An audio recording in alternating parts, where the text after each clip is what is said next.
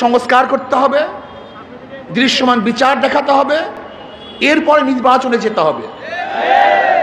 নির্বাচন কোন পদ্ধতিতে হবে?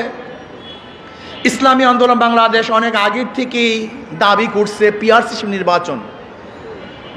2008 ইসাই সালের নির্বাচন ইশতেহারে ইসলামী আন্দোলন বাংলাদেশে স্পষ্ট ঘোষণা করেছেন যে পিআর সিস্টেমে নির্বাচন দিতে হবে।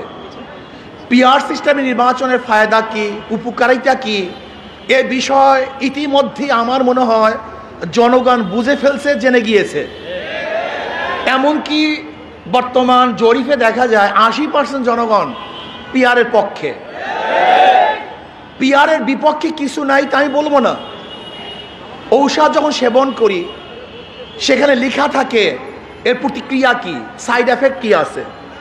পিআরের ব্যাপারেও দুই একটা সাইড এফেক্ট নাই তাই বলবো না, কিন্তু দেখতে অধিকাংশ ভালো না মন্দ।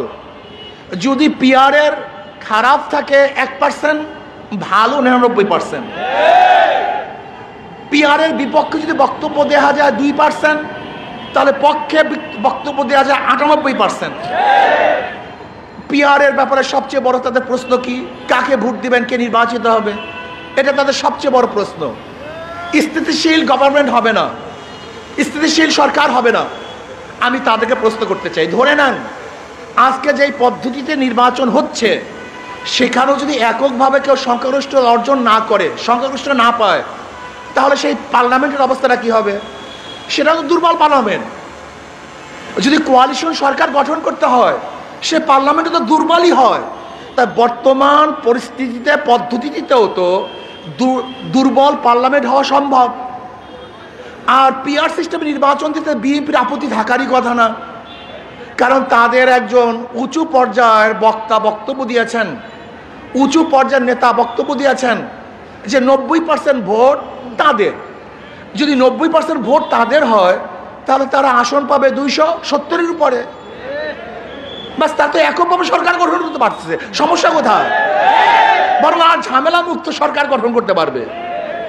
পিআর সিস্টেম নির্বাচনের ব্যাপারে তো খোদ বিএনপি বক্তব্য দিয়েছেন, কি বলছেন? তিনি জাতীয় সংসদ গঠন করবেন, জাতীয় সরকার গঠন করবেন। তার জাতীয় সরকারটা কিভাবে হবে আমাকে বলুন?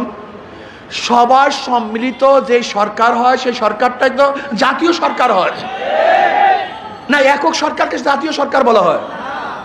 তাই যেহেতু সবার সম্মিলিত সরকারকে জাতীয় সরকার বলা হয়, আর পিআর পদ্ধতিতে তো সমস্ত দলে, সমস্ত মতে, সমস্ত আদর্শের মানুষগুলি সংসদে যাবে। কাজে সেহেতু বিএনপির বক্তব্য অনুযায়ী তো পিআর সিস্টেমের নির্বাচনের প্রয়োজন। পিআর সিস্টেম নির্বাচনের সবচেয়ে বড় ফায়দাটা কি? ফ্যাসিস্ট তৈরি হবে না, কালো টাকা সরাসরি হবে না, পেশির শক্তি ব্যবহার করতে পারবে না, ভোট ছিনতাই হবে না,